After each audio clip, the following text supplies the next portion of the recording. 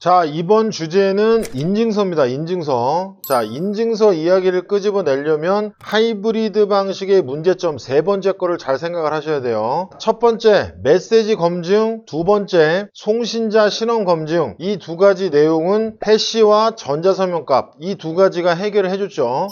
자, 그런데 마지막 남은 게 뭐였습니까? 공개키에 대한 신뢰성 검증. 즉 A는 자기가 만든 대칭키를 B의 공개키로 암호화를 시켜야 되잖아요. 자, 그러려면 B의 공개키가 필요하죠. 야, B야, 네 공개키 좀 줘. 그러면 그냥 준다고 그랬습니다. 그죠? 자, 그러면 B의 공개키를 받은 A 입장에서 물음표가 생긴다는 얘기죠.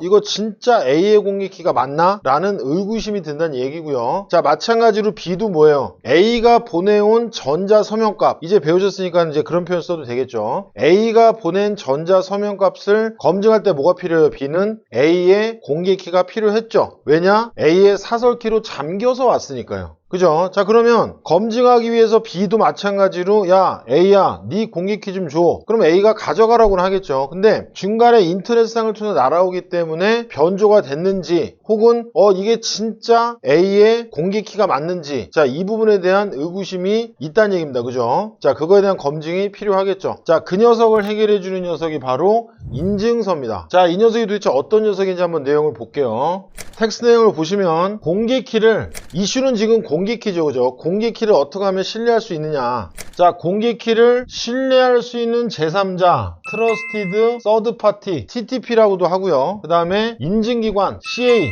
같은 표현이라고 생각하셔도 됩니다. 자, CA의 서명으로 확인하는 증명서. 자, 이렇게 적혀 있는데요. 공개키를 신뢰할 수 있는 제3자. 우리가 실생활에서요, 집 사는 사람이 있고 집을 파는 사람이 있습니다. 서로 간에 믿을 수 있습니까? 없습니까? 막 몇억, 몇십억, 몇백억이 왔다 갔다 하는 이런 상황이라서 서로 간에 믿을 수가 없죠. 자, 그래서 우리는 중간에 누굴 둡니까? 공인중개사분을 두죠. 집 사는 사람은 공인중개사를 믿는 거고 집 파는 사람도 공인중개사를 믿고 서로 간에 못 믿으니까요. 공인중개사를 끼고 집거래를 하게 되는 거죠. 통신은 둘이 하는 겁니다. 그죠? 뭔가 대화는 둘이 해야 되는데 결국엔 제3자를 끌어들이는 거죠. 왜요? 서로 간에 믿질 못하는 거니까. 이해되시죠? 무슨 얘기인지. 자, 그래서 이런 제3의 인증기관, 즉 공인중개사와 같은 신뢰할 수 있는 사람이 필요하다라는 걸로 받아들이시면 될 것 같고요. 자, 그 다음에 서명으로 확인한다. 이 얘기가 나왔습니다. 서명으로 확인한다. 자, 제가 이제 면접을 보러 갔어요. 자, 우리 실생활에서 면접을 보러 갔는데 제가 아무리 저 서울대 나왔습니다. 아무리 우겨봐야 어떻게 돼요? 면접을 보는 면접관 입장에서 봤을 때는 증명할 방법이 없는 거죠. 아무리 면접자가 우기더라도요. 이게 지금 뭔 소리 하는 거지? 아마 이렇게 될 겁니다. 자, 그런데 졸업장을 출력해서 제출하면 어떻게 됐어요? 물어보지도 않죠. 그건 왜 그런 거예요? 졸업장 밑에 서울대학교 총장의 직인이 찍혀있기 때문에 그렇죠. 사인은 아니지만 여기에 나와 있는 것처럼 서명은 아니지만 여튼 직인이 있기 때문에 이 사람은 서울대에 나온 게 맞다 라고 증명이 되는 거죠. 그러니까 면접관 입장에서 볼 때는 그 사람을 믿는 게 아니라 그 종이에 적혀있는, 종이에 있는 직인을 믿는 거죠. 자, 서명이란 개념도 이해되시죠? 자, 그러니까 제가 지금 실생활로 예를 들었는데 여러분들이 거의 흡사하다고 보시면 돼요. 이 온라인 통신에서도 거의 이런 기본적인 내용을 기반으로 해서 이 녀석을 만들지 않았을까라고 생각이 들 정도로 흡사한 부분이 많이 있습니다. 자, 본격적으로 내용을 한번 이제 보도록 할게요.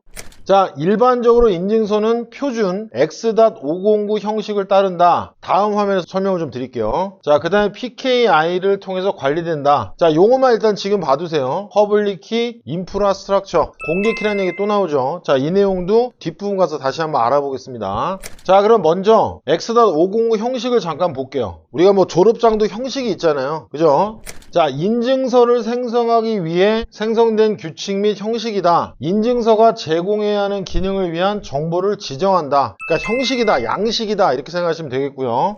자, 여기에는 여러 가지 정보들이 들어갑니다. 자, 여러분들 만약에 인터넷 뱅킹 하시는 분들은 공인인증서 갖고 있을 거예요. 그 내용을 여러분들이 접근해서 볼 수가 있거든요. 추후에 한번 내용을 확인을 해보시고, 자, 여러 가지, 즉 인증서 안에는 여러 가지 내용들이 적힙니다. 자, 버전부터 시작해서 여러 가지 정보들이 들어가는데 유효기간도 들어가고요. 자, 근데 두 가지만 기억해주세요. 두 가지만. 지금 빨갛게 하이라이트 시켜놓은 이 두 가지 부분만 기억을 해주세요. 자, A의 인증서에는 제일 중요한 건 뭐냐면요. A의 공개 키값이 공개 키값 자체가 적혀 있다. 이 내용 꼭 기억을 해주시고요. 자, 그게 이제 퍼블릭 키 밸류라고 되어 있죠. 공개 키값 자체가 적혀 있다는 얘기예요. 인증서 안에. 이해되시죠? 엑스다509 이 표준 인증서 양식에 제일 중요한 내용은 A의 인증서면 A의 공개 키값이 적혀 있다. 여러분들의 공인인증서에는 여러분들이 사용할 공개 키값이 적혀 있다는 얘기입니다. 자, 이 내용 꼭 기억을 해주시고요.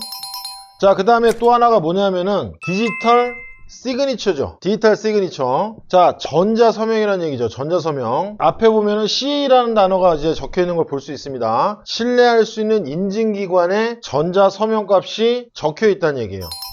자, 여기서 이렇게 적을게요. CA의 전자서명 값이 적혀 있다. 자, 전자서명은 어떤 값이에요? 해시 값을 송신자 사설키로 암호한 값이 전자서명값이었죠. 자, 그렇다는 얘기는 이 구문에서 알 수 있는 내용은 뭐냐면 CA의 전자서명이니까 해시 값을 CA의 사설키로 암호한 값이다. 이렇게 생각하시면 됩니다. 자, 요건 이제 좀 이따가 더 자세히 설명을 드릴게요. 자, 아무튼 인증서 안에는 공개 키값이 적혀 있고 그 다음에 요 인증서 내용 버전부터죠. 버전부터 여기까지 요 녀석에 대한 요 해시값을 CA의 사설키로 암호화를 하는 거예요.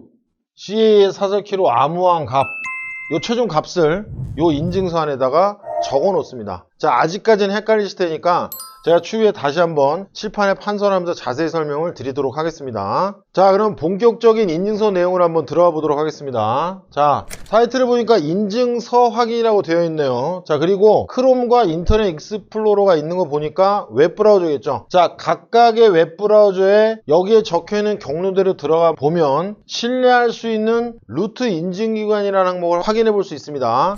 자, 직접 한번 내용을 한번 볼게요. 자, 저는 이제 크롬으로 보여드리겠습니다. 자, 크롬 띄우시고, 자, 우측 상단에 점 3개 있죠? 자, 이 버튼을 누릅니다. 자, 누르면 여기에 설정 있죠? 하단 쪽에 설정 버튼을 누르시면 좌측에 개인정보 및 보안이라는 항목이 있습니다. 자, 클릭하고, 자, 더보기라는 메뉴가 있어요. 더보기 클릭. 자, 스크롤바를 조금 내리시면은 인증서 관리라고 되어 있죠. 자, 이 녀석을 한번 클릭을 해보겠습니다. 자, 그럼 새로운 창이 뜨고요. 가운데 탭에 보면은 신뢰할 수 있는 루트 인증기관이라는 탭이 있습니다. 자, 이 녀석을 한번 클릭을 해볼게요. 자, 그러면 가운데 창에 리스트업 되는 자, 얘네들이 신뢰할 수 있는 인증기관, 즉 지구상에 온라인으로 통신하는 사람들은 전부 다 얘네들은 믿자. 집 사는 사람, 집 파는 사람이 공인중개사를 암묵적으로 믿듯이 자, 일반적인 온라인 통신에서 얘네들은 믿고 통신하자. 자, 이런 애들에 대한 정보를 볼 수가 있습니다. 자, 이 정보는요. 자, 지금부터가 중요합니다. 이 정보들은 운영체제가 설치될 때부터 운영체제가 갖고 있는 내용이에요. 제가 드리고 싶은 핵심적인 내용은 뭐냐면 얘네들은 인터넷상을 통해서 다운로드 받는 정보가 아니란 얘기입니다. 이해되시죠? 무슨 얘기인지. 자, 스크롤바를 일단 제일 끝으로 내려보시면요. 베리사인이라는 곳이 있는데요. 요거 가지고 제가 예를 들어서 설명을 드릴 거니까 여하튼 베리사인이라는 곳이 있고 얘는 신뢰할 수 있구나 라는 생각부터 출발을 하셔야 됩니다. 자, 그리고 마지막으로요. 요 지금 각각의 인증기관들 이름 옆에 아이콘이 있죠. 아이콘이 다 붙어있는데 이 아이콘이 의미하는 게 뭐냐면은 인증서입니다. 인증서. 인증서를 가리키는 아이콘이에요. 자, 제가 좀 전에 A의 인증서에는 뭐가 있다고 그랬어요? A의 인증서에 적혀있는 내용 중에 제일 중요한 거는 A의 공개키가 적혀있다고 그랬죠. 그죠? 그 다음에 CA의 전자서명 값이 적혀있다고 그랬습니다. 자, 그러면 지금 베리사인 같은 경우에도 좌측에 보면 이런 인증서 아이콘이 있죠. 그러면 여러분들은 운영체제가 설치됨과 동시에 뭐예요? 베리사인의 인증서를 갖고 있다는 얘기입니다. 자, 그러면 베리사인의 인증서를 갖고 있다는 얘기는 여러분들은 이미 뭐예요? 베리사인의 공개키를 확보하고 있다는 얘기예요. 이 인증서는 다시 한번 말씀드리지만 인터넷상을 통해서 다운로드 받아온 내용이 아닙니다. 자, 이 얘기를 왜 계속 드리는지는 추후 설명에 나오니까 그때 가서 자세히 말씀드리겠고, 자, 여하튼 여러분들은 인증서, 신뢰할 수 있는 인증기관들에 대한 인증서를 갖고 있다. 그 안에는 인증기관들의 공개 키값이 적혀 있다. 자, 여기까지만 파악하시면 됩니다.